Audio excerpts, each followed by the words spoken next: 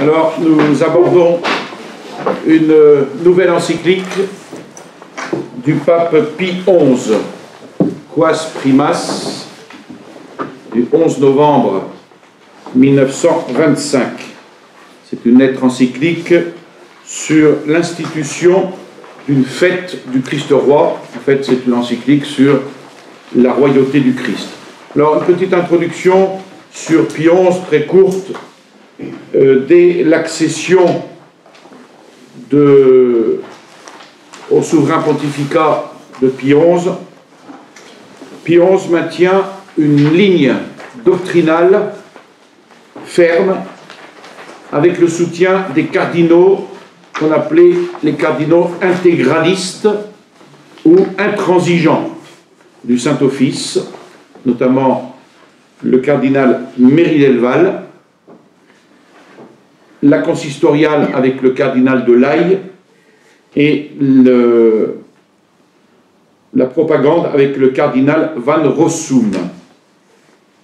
Alors je vous donne une petite liste qui vous montre un petit peu cet intégralisme. D'abord la condamnation d'Anatole France, la condamnation du centenaire de la naissance de Renan, la condamnation d'œuvres posthumes de La Bertonnière. La Bertonnière était un moderniste avec Loisy.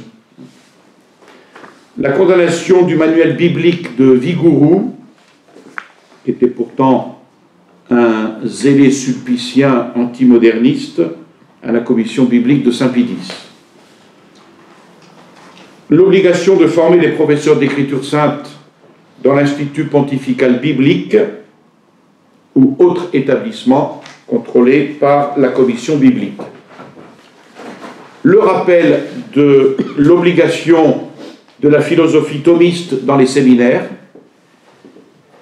donc c'est le texte Officiorum Omnium du 1er août 1922 contre les modernistes et autres ennemis de la foi, et sa première encyclique Ubi Arcano. On va en reparler un peu plus tard. La condamnation du modernisme moral, juridique et social pratiqué par les catholiques qui œuvrent dans la vie civile et publique sans tenir compte des enseignements de l'Église.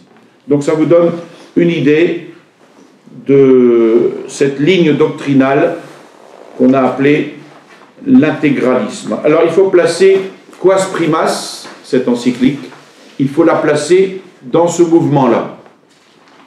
L'encyclique condamne en effet le modernisme social en lui donnant son vrai nom, et le vrai nom du modernisme social, c'est le laïcisme ou la laïcité.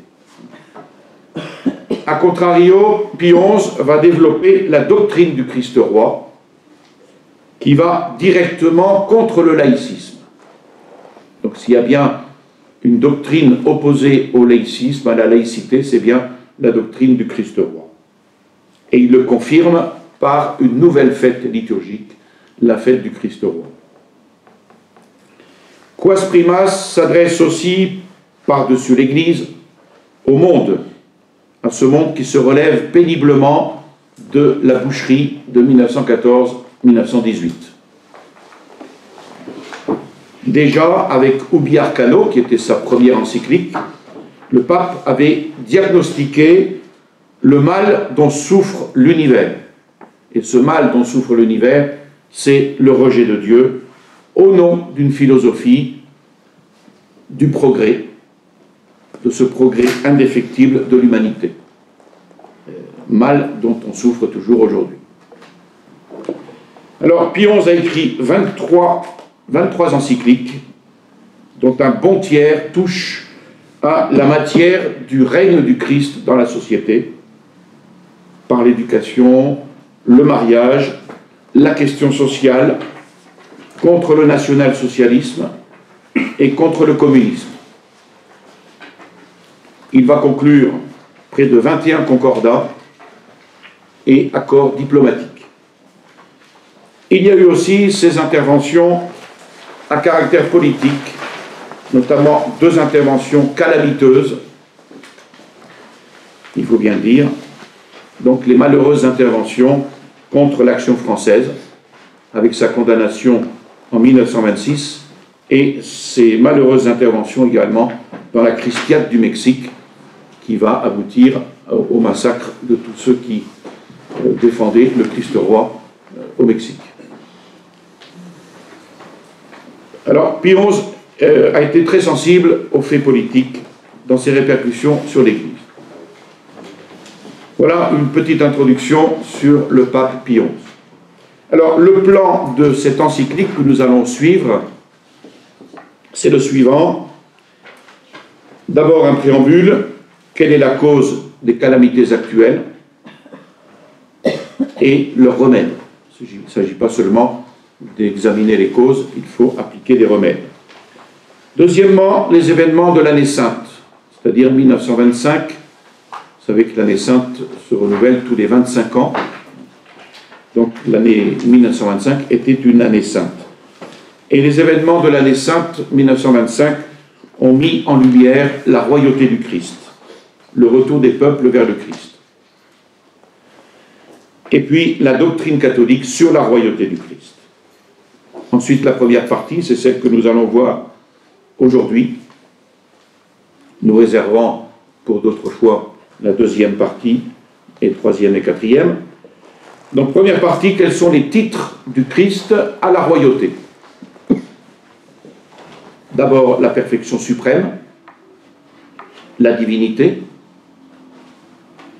les témoignages de l'Écriture, donc sur quoi se fonde la révélation. La révélation a deux sources, la tradition, l'Écriture sainte et la tradition. Donc on va voir le fondement de la royauté du Christ dans l'Écriture sainte. Le cycle liturgique, ce qu'on appelle l'union hypostatique, je vous expliquerai plus tard après ce que ça veut dire, et son œuvre rédemptrice. La prochaine fois, donc nous verrons la deuxième, troisième et peut-être quatrième partie, si nous avons le temps. Alors, d'abord le préambule, la cause des calamités actuelles et leurs remèdes. Quas primas, ce sont les premiers mots de l'encyclique. Ceci pour prévenir toute question. Pourquoi? Qu'est-ce que ça veut dire, quas primas? Ce sont les premiers mots de l'encyclique, c'est-à-dire dans les premières encycliques. Dans la première encyclique qu'il avait adressée aux évêques du monde entier, donc Ubi Arcano, Pie XI recherchait la cause intime des calamités contre lesquelles se débattait le genre humain. Donc on était à quelques années de la conclusion de la guerre 14-18. Première encyclique, donc Ubi Arcano, de 1922. Dans cette encyclique, Pie XI proclamait deux choses qui sont importantes, et il commence cette encyclique par cette proclamation qui donne le ton de l'encyclique. L'une, que le débordement des maux sur l'univers provenait de ce que la plupart des hommes avaient écarté Jésus-Christ et sa loi sainte des habitudes de leur vie individuelle, de leur vie familiale et de leur vie publique. Donc, élimination de Jésus-Christ, de la politique, de la famille, de l'individu. La séparation entre le domaine profane, science et vie active, et la religion catholique, foi et Église, qualifie le monde né de 1789. Donc séparation de ces deux domaines qui va avoir son aboutissement, par exemple, en 1905, séparation de l'Église et de l'État.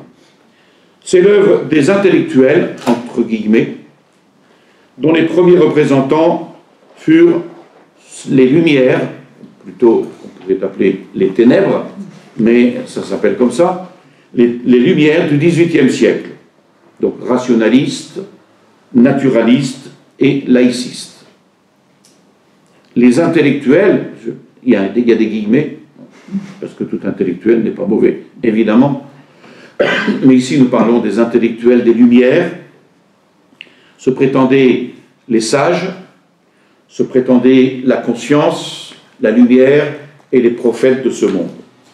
Et la religion, pour eux, n'est qu'une affaire personnelle, une affaire individuelle. On retrouve très souvent cette question de la religion. La religion, c'est l'affaire privée. L'État n'a rien à voir. Eh bien, tout cela n'a engendré quoi? N'a engendré que des guerres et l'obscurantisme, selon ces intellectuels. Et l'obscurantisme, vous savez très bien que c'est évidemment le Moyen-Âge, alors que le Moyen-Âge représentait plutôt la lumière. Mais enfin, c'est oublier que ces intellectuels en héritent pour l'essentiel, même s'ils sont incapables de comprendre le dépôt des 2000 ans de christianisme mis en leurs mains. Donc ça, c'est la première cause.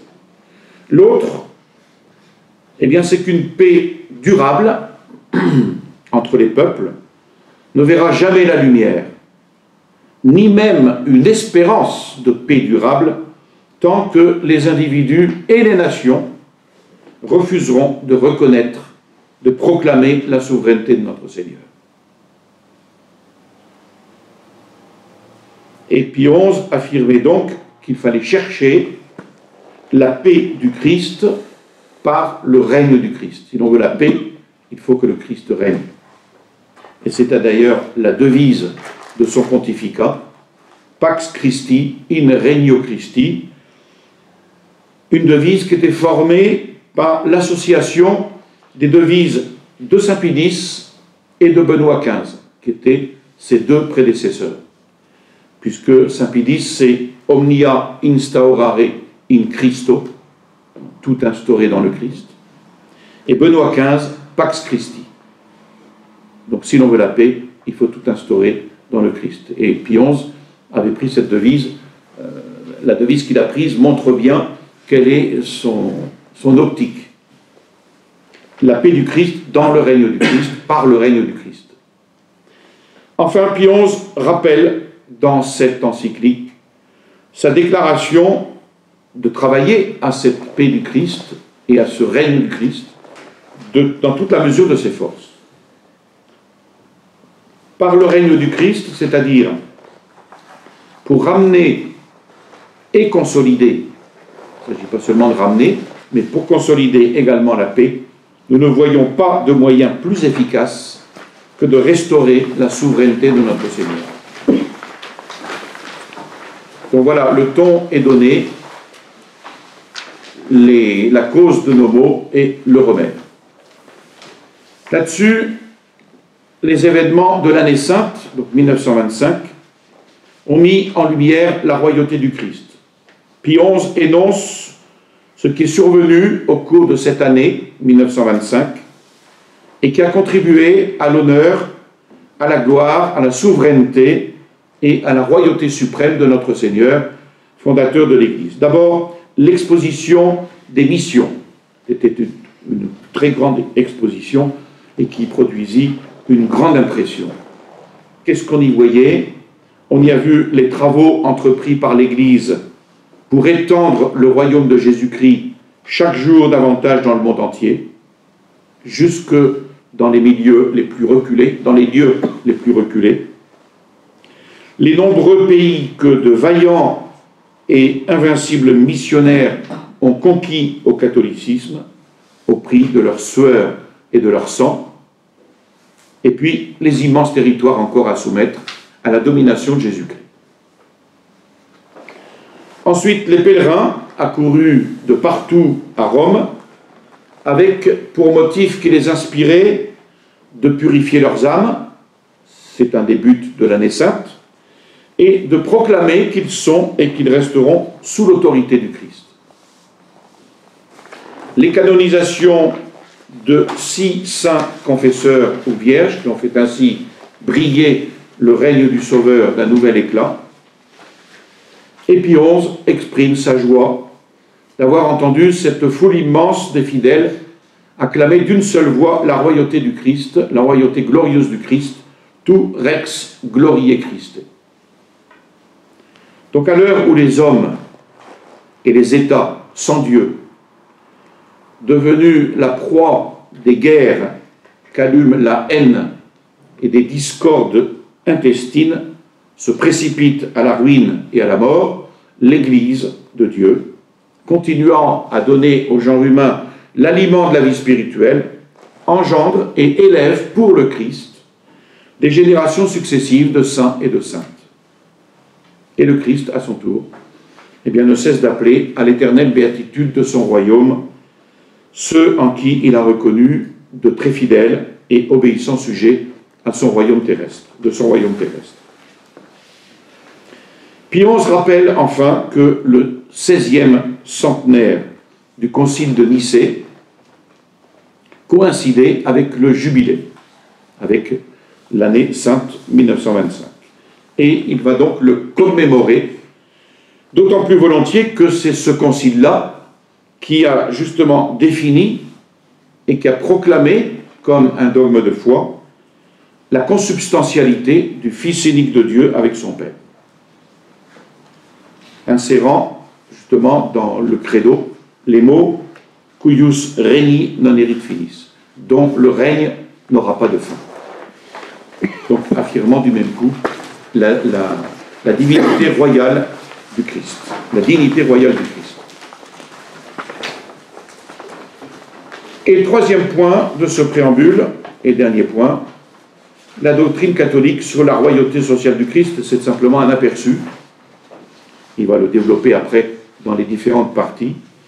Puisque cette année sainte a contribué, en plus d'une occasion, à mettre en lumière la royauté du Christ, Pie XI veut accomplir un acte qui réponde également aux suppliques des membres de l'Église, à savoir clôturer cette année par l'introduction dans la liturgie de l'Église d'une fête spéciale en l'honneur du Christ roi. Cette fête était déjà une vieille idée. On a par exemple le jésuite Sanna Solaro qui avait demandé en juin 1899 aux évêques italiens, il leur avait demandé d'y souscrire. Et une pétition avait été signée par 49 prélats. Ensuite, au Congrès eucharistique de Rome, en 1922, ce sont 69 cardinaux qui font la même supplique. Et en 1923, ce sont 340 cardinaux, évêques et supérieurs d'ordre religieux, 200 congrégations religieuses, 12 universités et plusieurs centaines de milliers de catholiques qui renouvellent la demande. Et cette fête va donc être instituée, on en reparlera. Le pape Pie XI va confier au révérend père Hugon, Édouard Hugon, la rédaction de cette encyclique. Le père Hugon est assez connu pour un livre qui a été réédité hors de l'Église, Point de salut. Alors, nous abordons la première partie aujourd'hui. Quels sont les titres du Christ à la royauté? D'abord, la perfection suprême. Depuis longtemps, dans le langage courant, on donne au Christ le titre de roi au sens métaphorique.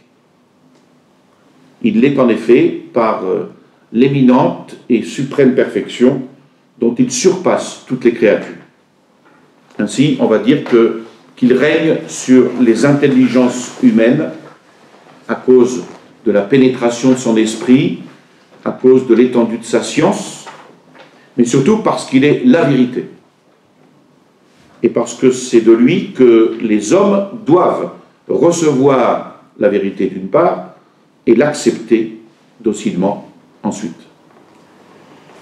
On dit aussi qu'il règne sur les volontés humaines, parce qu'en lui, à la sainteté de la volonté divine, correspond une parfaite rectitude et une parfaite soumission de la volonté humaine.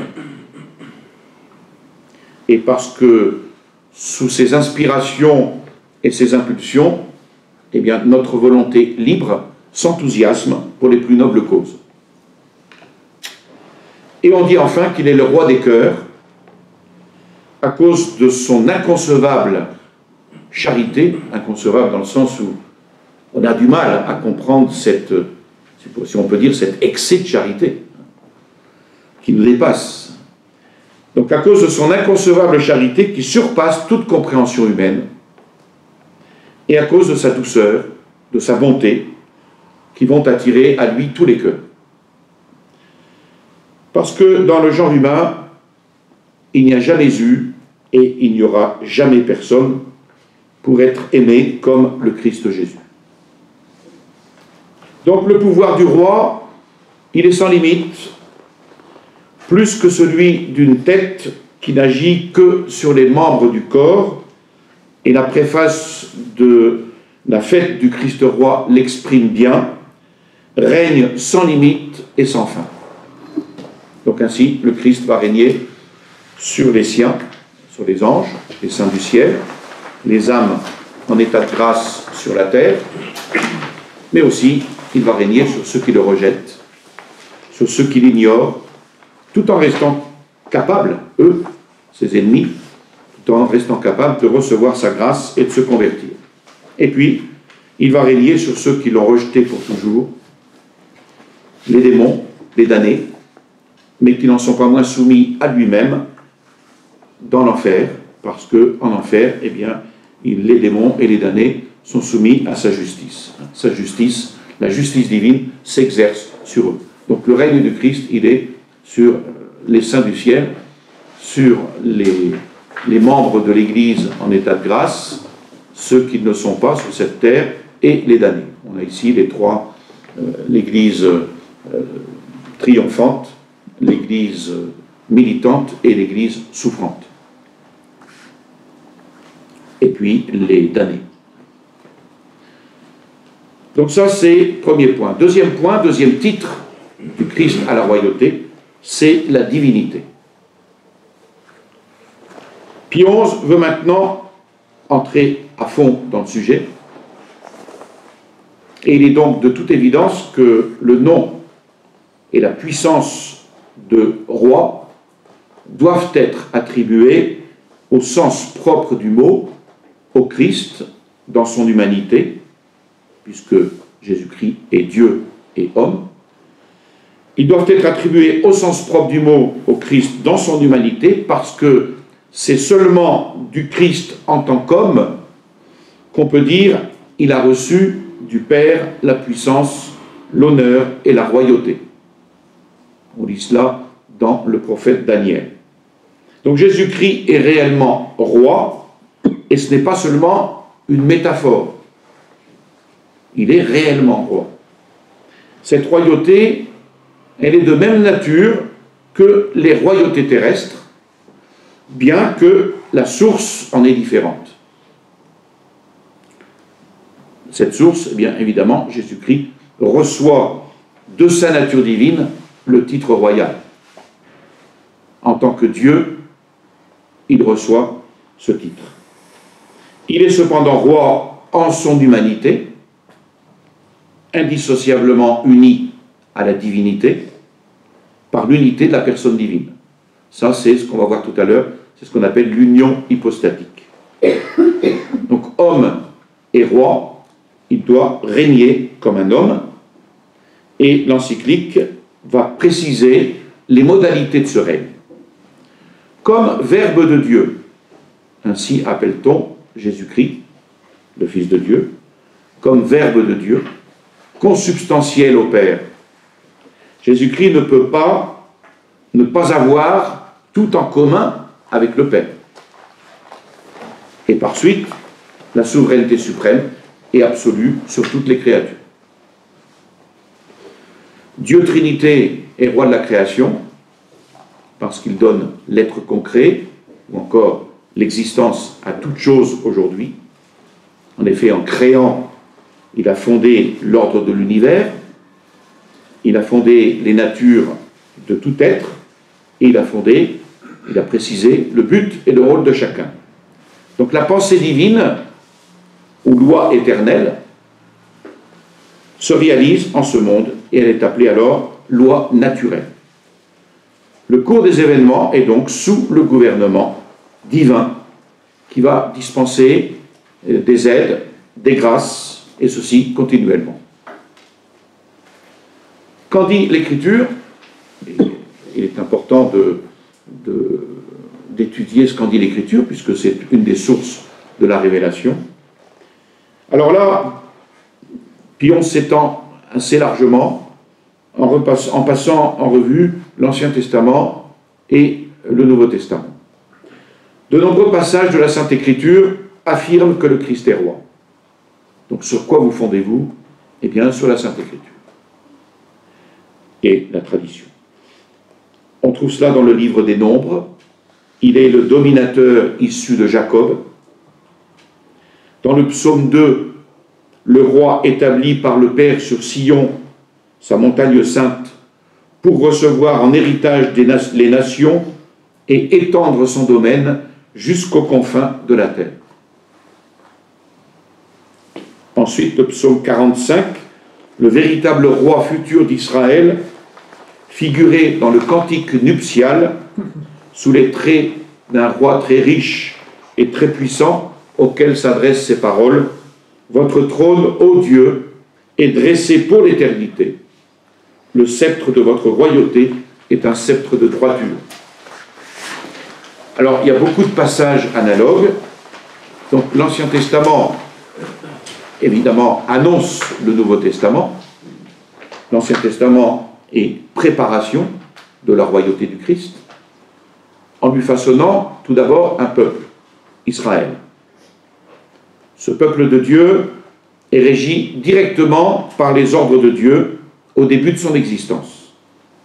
Moïse n'est qu'un intermédiaire entre le Seigneur souverain et les sujets humains.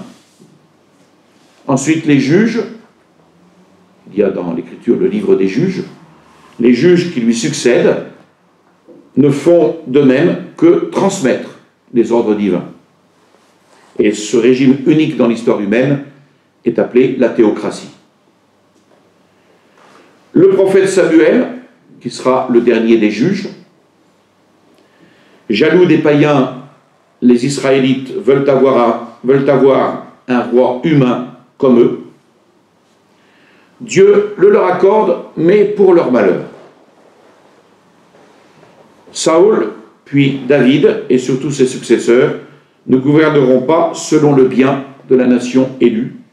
Elle sera divisée, elle sera conquise par ses ennemis, elle sera déportée et presque anéantie.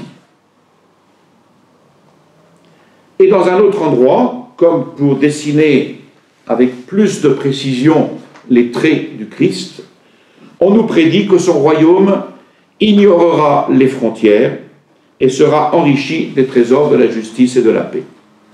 On trouve cela dans le psaume 72. En ces jours se lèvera la justice avec l'abondance de la paix. Il dominera d'une mer à l'autre, du fleuve jusqu'aux extrémités de la terre. Et puis ensuite, à ces témoignages vont s'ajouter plus nombreux les oracles des prophètes, et notamment le prophète Isaïe, un texte assez connu que l'on retrouve dans la liturgie de la Nativité. Un petit enfant nous est né, un fils nous a été donné, la charge du commandement a été posée sur ses épaules, on l'appellera l'admirable, le conseiller, Dieu, le fort, le Père du siècle futur, le prince de la paix. Son empire s'étendra et jouira d'une paix sans fin. Il s'assoira sur le trône de David et dominera sur son royaume pour l'établir et l'affermir dans la justice et l'équité, maintenant et à jamais. Donc, ce texte est très expressif et très explicite. Même expression chez les autres prophètes. Par exemple, Jérémie, qui annonce dans la race de David un germe de justice. Ce fils de David qui régnera en roi, sera sage et établira la justice sur la terre.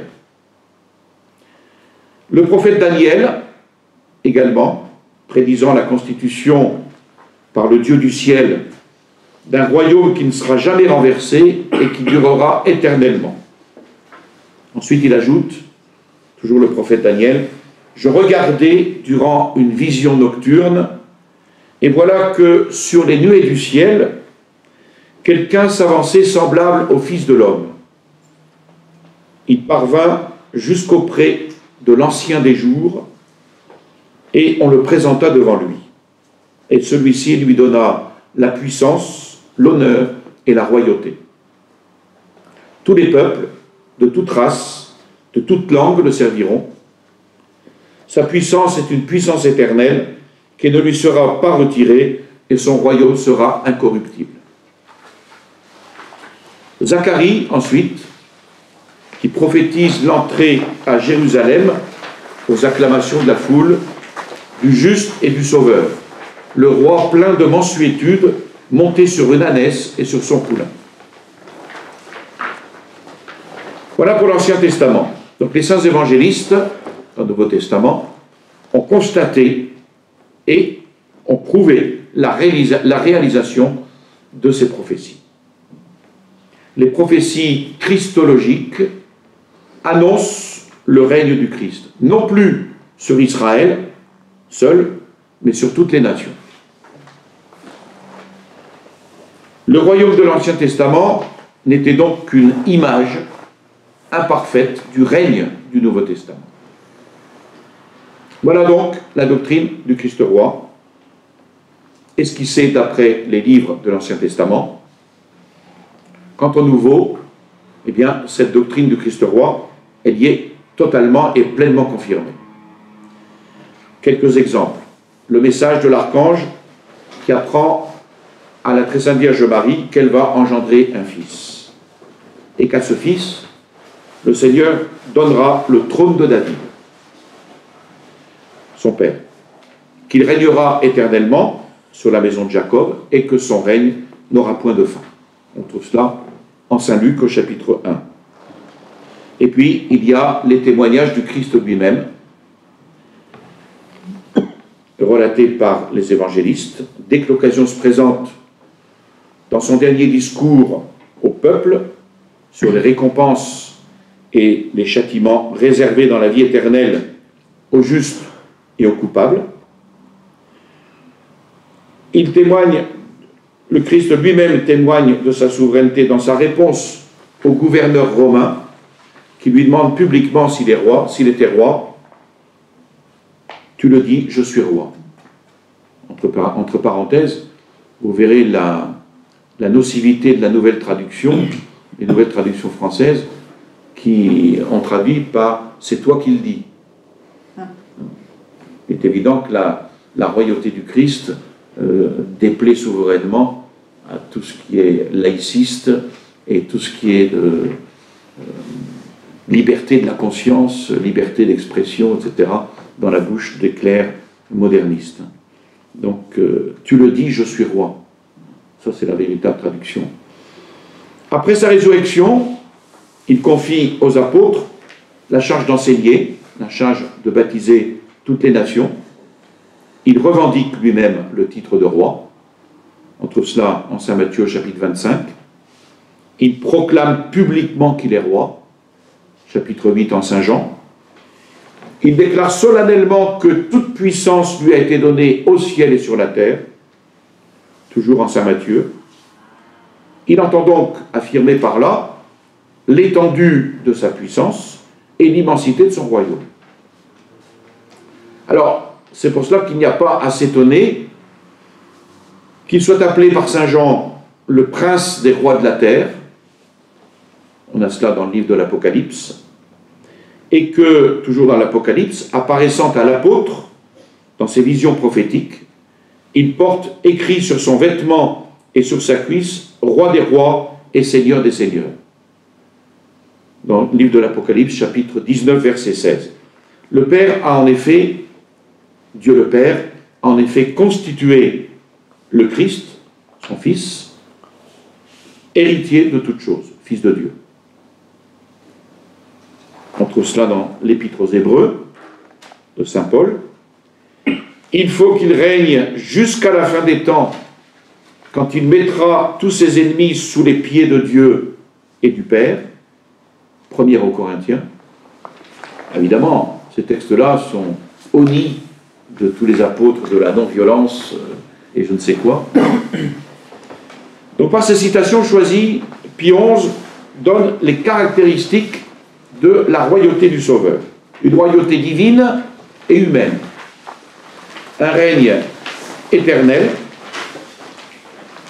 un règne providentiel sur les justes, sur les injustes, sur les empires, sur l'Église, sur toutes les choses du ciel et de la terre, parfaites et imparfaites.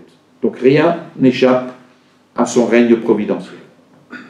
Un règne commun avec la Trinité, évidemment, et un règne de conquête sur ses ennemis obstinés, mais aussi anéantis. Il ne faut pas oublier ce droit de conquête, ce règne de conquête du Christ. Voilà pour la Sainte Écriture. Donc, qu'on ne vienne pas nous dire que cette doctrine du Christ roi n'est pas fondée dans l'Écriture. C'est quand même assez clair dans l'Ancien Testament comme dans le Nouveau.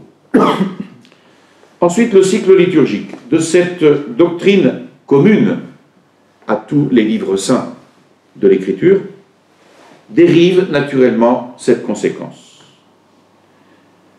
Étant le royaume du Christ sur la terre, qui doit s'étendre à tous les hommes, qui doit s'étendre à tous les pays de l'univers, l'Église catholique se devait, au cours du cycle annuel de la liturgie, de saluer par des manifestations multiples de vénération, en son auteur et en son fondateur, de saluer le roi, le Seigneur, le roi des rois.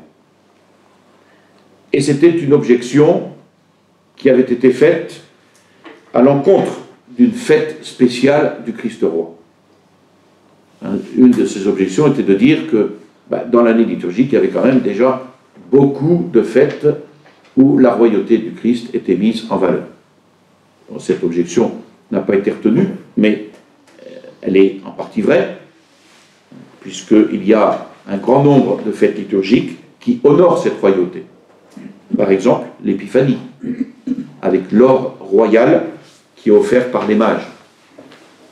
Le Vendredi Saint, où le Christ règne par sa conquête sur le mal. À Pâques, son triomphe sur la mort et sur les enfers. À l'Ascension, où il s'installe sur le trône céleste, d'où son règne n'aura pas de fin.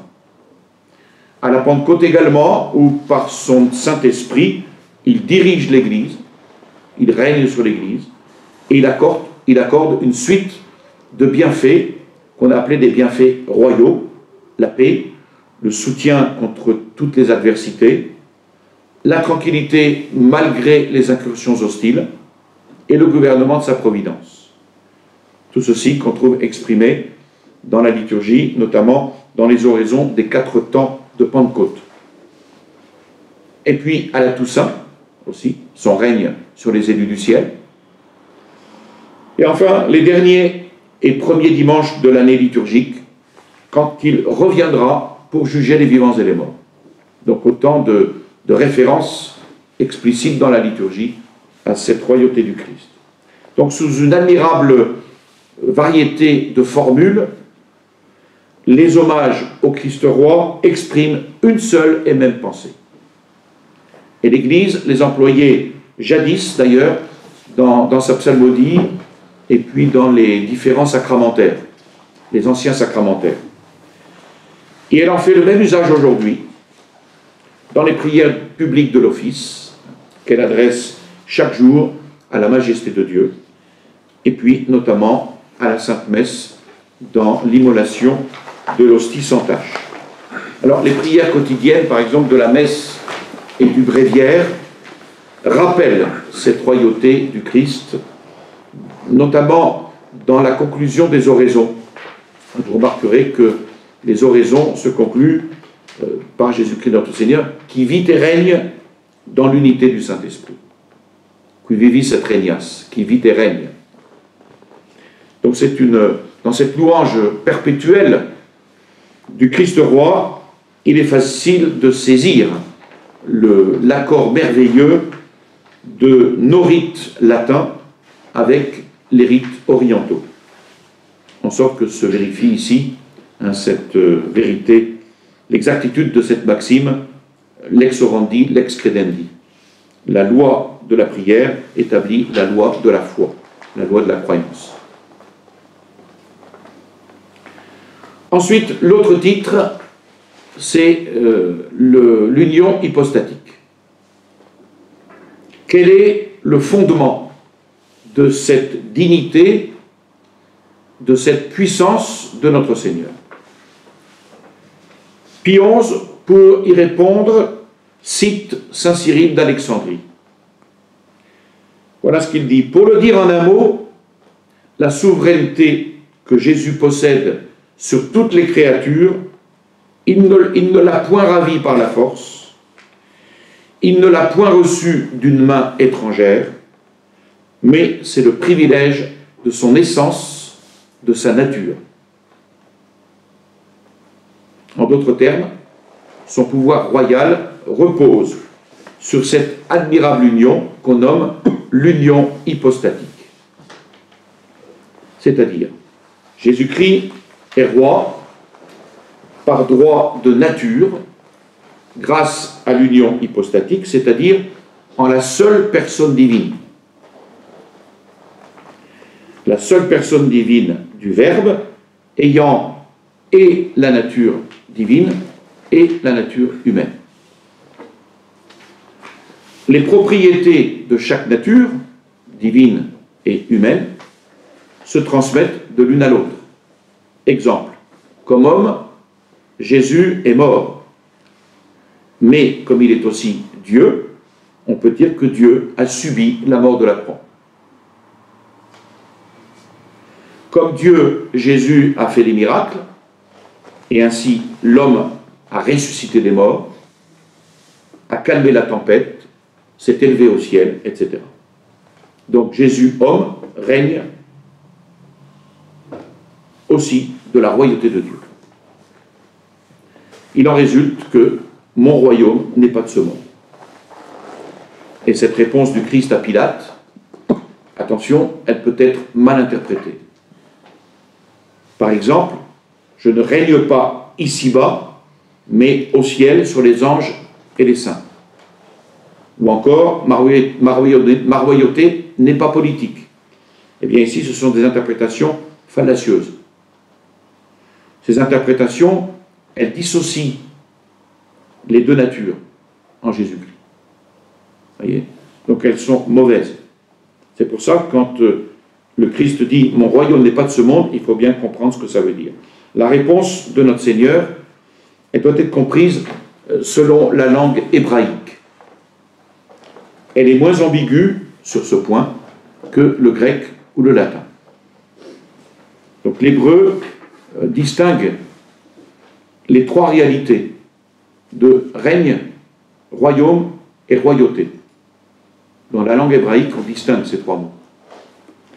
Alors que le latin et le grec n'ont qu'un seul mot pour ces trois sens. Donc la bonne traduction serait « Ma royauté ne vient pas de ce monde ». Et on comprend tout à fait. Parce qu'elle est de droit divin. Par contre, elle s'exerce bien, et ça c'est le règne, le mot règne, elle s'exerce bien en ce monde, comme dans l'autre, qui forment tous deux le royaume. Donc là-dessus, sur ce point, la langue hébraïque est plus claire. Elle nous aide plus à comprendre. Tout pouvoir m'a été donné au ciel et sur la terre, donc dans le monde entier. Alors, il résulte qu'en raison de cette union hypostatique, les anges et les hommes ne doivent pas seulement adorer le Christ comme Dieu, mais aussi obéir et être soumis à l'autorité qu'il possède comme homme. Parce qu'au seul titre de cette union hypostatique, de l'union de la nature humaine et de la nature divine dans la seule personne divine du Verbe, le Christ a pouvoir sur toutes les créatures. Cette union hypostatique, comprenez bien, c'est cette union de la nature divine et de la nature humaine dans la seule personne divine du Christ. Enfin, L'autre titre auquel le Christ a droit pour sa royauté, c'est son œuvre rédemptrice. Puis 11 souligne ici la suavité, la délectation qu'il y a à penser que le Christ, en outre, règne sur nous, non seulement par droit de nature, mais encore par droit acquis, parce qu'il nous a rachetés. Et là, c'est le droit de conquête. Il nous a conquis. C'est le droit de conquête qui fait ainsi Jésus-Christ, roi des hommes, par sa mort. Vainqueur du démon par son obéissance jusqu'à la mort, par son obéissance à la volonté divine, de la rédemption par la croix, non pas ma volonté humaine, mais la vôtre, et par l'injustice qui le frappe, puisqu'il est sans péché, et puisqu'il est traité comme tel, et qu'il subit la peine d'Adam, de l'Adam prévaricateur, qui est la mort. Jésus-Christ est donc roi du monde, de ce monde qu'il arrache à Satan, par sa mort sur la croix, et cette fois-ci, il est proprement roi par son humanité, par sa mort sur la croix. Et Pie XI donne donc une conclusion à cette première partie. Il s'écrit « Ah, puissent les hommes qui l'oublient se souvenir du prix que nous avons coûté à notre Sauveur. » C'est une forte parole, ça, qui doit rester gravée. Puissent les hommes qui l'oublient, et nous, nous l'oublions aussi de temps en temps, ce n'est pas seulement les autres, les ennemis du Christ, mais nous aussi. Puissent les hommes qui l'oublient se souvenir du prix que nous avons coûté à notre Sauveur. Vous pensez à cette réponse de notre Seigneur à Sainte Catherine de Sienne, qui s'étonnait de cette mort du Christ, qui s'étonnait, qui n'arrivait pas à comprendre. Et notre Seigneur lui répond, c'est pas pour rien que je t'ai aimé. C'est très beau cette réponse de notre Seigneur à Sainte Catherine de Sienne. Ce n'est pas pour rien. Donc ça rappelle ce prix que nous avons coûté à notre Sauveur. Et il commente ces quelques mots par 3 citations de l'Écriture pour terminer cette première partie. Vous n'avez pas été rachetés avec de l'or ou de l'argent corruptible, mais par le sang précieux du Christ, le sang d'un agneau sans tache et sans défaut. Ce n'est pas avec du fric que je vous ai racheté, c'est par mon sang. Ensuite, le Christ nous a rachetés à grand prix. 1er aux Corinthiens, et ensuite aux Corinthiens également. Nous ne nous appartenons plus, nos corps eux-mêmes sont des membres du Christ. Voilà.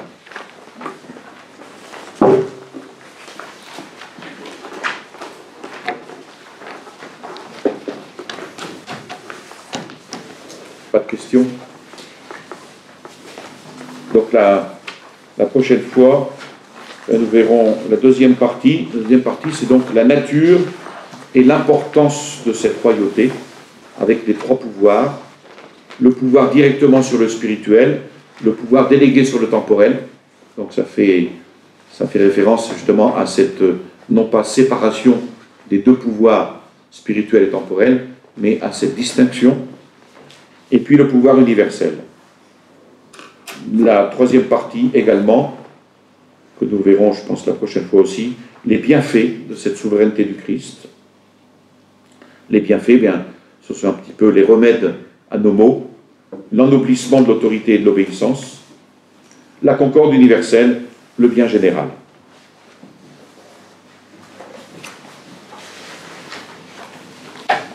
Vous nous ferez une conférence sur le Mexique un jour Il faudra que je la prépare, mais oui. La fin du mois, à la fin du mois, je fais une conférence sur les réductions jésuites au Paraguay. C'est un sujet que j'ai pas mal étudié. Ce qu'on appelle les réductions, ce sont des villages, des villes en réduction. Ça s'est appelé réduction, que les jésuites ont constitué au Paraguay pendant une centaine d'années, à partir de 1609, où ils ont non pas parqué les Indiens, comme on entend cela dans les critiques, ils n'ont pas parqué les Indiens, mais ils ont regroupé les Indiens dans des villages, leur attribuant des maisons, des propriétés, la propriété privée. Ce n'était pas du tout du communisme, parce que ça aussi on parle souvent du communisme des réductions jésuites, ce qui est entièrement faux. Enfin, vous verrez, c'est une histoire passionnante. Pour ceux qui ont vu le film Mission, justement c'est sur ces terres des Guaranis que se passe ce film, même si le jésuite, il faut qu'il apparaît plus comme le caractère du prêtre jésuite n'apparaît pas tellement dans ce film, il apparaît plutôt comme un leader politique qu'un prêtre. C'est la critique de ce film. Oui. La mise à l'index de l'Action française n'a pas été due en partie aux ennemis de Maurras à cause de son agnosticisme? Oui, il y a certaines œuvres de Maurras qui ont été condamnées, mais Saint-Pédis avait eu la sagesse de ne pas condamner l'Action française, qui était le rempart contre le sillon, contre la démocratie chrétienne. Mais il avait comme conseiller Méry Delval. Oui, ça a été Saint-Pédis a eu cette sagesse-là. Il a d'ailleurs célébré Maurras comme un grand défenseur de l'Église, malgré certaines positions hétérodoxes. Et ça, c'était du bon sens et du réalisme. Alors, Pie XI, ça c'est une autre affaire. Pourquoi a-t-il condamné l'Action française? Ça pourrait faire l'objet d'une conférence intéressante. Franc-maçon, Gaspari, conseiller. Évidemment, ça a été la victoire du sillon et du modernisme. Pourquoi l'abandon des Christeros aussi? Là aussi, c'est pour les affluences. Cet abandon des Christeros a été odieux, enfin, ça a été catastrophique dans les résultats.